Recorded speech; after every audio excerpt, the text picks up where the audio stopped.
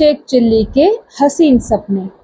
एक दिन शेख चिल्ली की अम्मी ने उससे कहा, बेटे अब तुम जवान हो गए हो, अब तुम्हें कुछ काम धंधा करना चाहिए। तो शेख चिल्ली बोला, लेकिन अम्मी मुझे तो कोई काम आता ही नहीं, क्या काम करूं? अम्मी बोली, कुछ तो करना ही होगा बेटे, मेरा बूढ़ा शरीर कब तक तेरा बोझ उठाता रहेगा, दुनिया में काम की कमी नहीं है। तो शेख चिल्ली बोला, ठीक है मैं काम की तलाश में जाता हूँ। अम्मी बोली, अच्छा मैं तेरे लिए खाना बनाती हूँ। और फिर शेख चिल्ली की अम्मी ने उनके लिए खाना बनाया। खा पीकर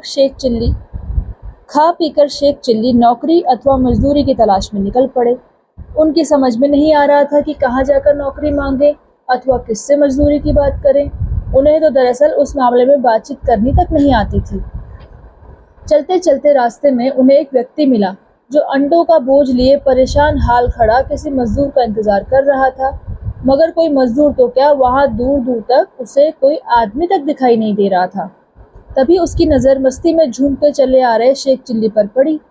उसने शेख को देखते ही कहा, ए भाई मजदूरी करोगे? शेख चिल्ली बोला, बिल्कुल करूंगा, बंदा तो निकला ही मजदूरी की तलाश में है। तो आदमी बोला, तुम मेरा यह अंडों का झाबा ले चलो, तुम इसे मेरे घर तक पहुंचा दोगे तो मैं तुम्हें 2 अंडे दूंगा। शेख चिल्ली बोला, सिर्फ 2 अंडे? आदमी बोला, तुम सिर्फ कह रहे हो? अरे जरा सोचो, 2 अंडों से तो इंसान का मुकद्दर बदल सकता है, और मेरा घर भी ज्यादा दूर नहीं है। शेख चिल्ली बोला, ठीक है ले चलता हूँ। शेख चिल्ली ने अंडों का झाबा अपने सर पर रख लिया। 2 अंडों से मुकद्दर बदलने की बात गहराई तक उनके दिमाग में बैठ गई थी। शेख चिल्ली सेठ के साथ साथ चले जा रहे थे। शेख चिल्ली सेठ के साथ साथ चले जा रहे थे और उनके दिमाग ने हवा में महल बनाने शुरू किए थे। वे सोच रहे थे, इन 2 अंडों से 2 चूजे निकलेंगे, प्यारे प्यारे छोटे छोटे चूजे। चूजे बड़े होंगे, उनमें से एक मुर्गी होगी और एक मुर्गा। मुर्गी रोज अंडे देगी, बच्चे बनेंगे। कुछ दिनों में मेरे पास बहुत सी मुर्गियां हो जाएंगी, अच्छा खासा मुर्गी फार्म बन जाएगा। सभी मुर्गियां अंडे दिया करेंगी। अंडे बेचने से बहुत आमदनी होगी, फिर तो पैसों की कमी नहीं रहेगी। शानदार बंगला बनवाऊंगा, बहुत सी जमीन खरीदूंगा, भैंस खरीदकर डेयरी बनाऊंगा, दूध बेचूंगा, दूध और अंडों का थोक व्यापारी बन जाऊंगा। इस प्रकार पूरे इलाके में धाक जम जाएगी, सब मेरा माल पसंद करेंगे और खरीदेंगे, काफी दौलतमंद बन जाऊंगा। जब पास में दौलत हो जाएगी तो बड़े बड़े लोग अपनी बेटियों के रिश्ते लेकर आएंगे। सब मेरी अम्मी से कहेंगे, हमारी बेटी का रिश्ता ले लो, बड़ी नेक और ज़हीन है, मगर मैं तो किसी नवाब की बेटी से शादी करूंगा। अम्मा भी क्या याद करेगी कि कैसा काबिल बेटा पैदा किया है। जब शादी होगी तो बच्चे भी होंगे।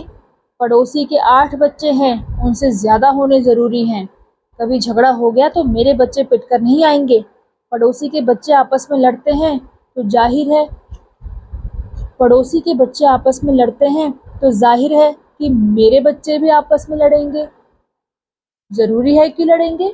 जब लड़ेंगे तो रोएंगे, शोर करेंगे, मेरे पास शिकायतें लेकर आएंगे। मैं परेशान हो जाऊंगा, तब मेरा मूड खराब हो जाएगा। तब मैं उन्हें जोर से इंग्लिश में डांटूंगा, शट अप। उसने बहुत जोर से उछलकर शट अप कहा तो उसका पैर रास्ते में पड़े एक पत्थर पर जा पड़ा। वह धड़ाम से झाबे समेत जमीन पर जा गिरा और सारे अंडे फूट गए। उसने बहुत जोर से उछलकर शट अप कहा तो उसका पैर रास्ते में पड़े एक पत्थर पर जा पड़ा। वह धड़ाम से झाबे समेत जमीन पर जा गिरा और सारे अंडे फूट गए। शेख साहब सिर पकड़कर बैठ गए और चारों ओर देखते हुए रोने लगे। सेठ का इतना नुकसान हो गया था। वह बुरी तरह चीखते हुए बोला, अरे बदमाश, बदशक्ल, बदनीयत, मेरा इतना भारी नुकसान कर दिया, अल्लाह तुझे गारत करे कमबख्त। पूरे 100 रुपए के अंडे थे, तन्ने मारो इतो बड़ो नुकसान कर दियो है, मारे 100 रुपए के अंडे फोड़ दिए। तो शेख चिल्ली बोला, अम्मा यार तुझे अपने अंडों की पड़ी है, मेरा कितना भारी नुकसान हुआ है। मेरा तो सारा परिवार और व्यापार ही खत्म हो गया। मेरा मुर्गी फार्म, बहुत बड़ा डेयरी फार्म, महल और 1 दर्जन बच्चे, लाखों की जायदाद, सब कुछ खत्म हो गया। मैं इतना बड़ा नुकसान कैसे बर्दाश्त करूंगा? हाय मेरी बीवी, हाय मेरे बच्चे, हाय मेरे बच्चे। शेख पागलों की तरह छाती पीट पीट कर रो रहा था, अपने बाल नोच रहा था। शेठ ने से सेठ ने जब उसका यह हाल देखा तो अपने नुकसान को भूलकर चुपचाप वहां से खिसक जाने में ही भलाई समझी कि कहीं लेने के देने ना पड़ जाएं।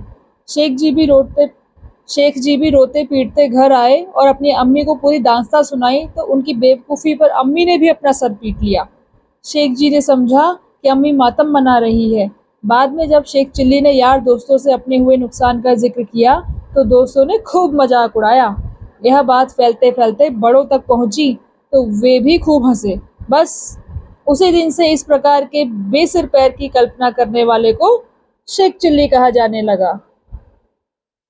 बस उसी दिन से इस प्रकार की बेसिर पैर की कल्पना करने वाले को शेख चिल्ली कहा जाने लगा।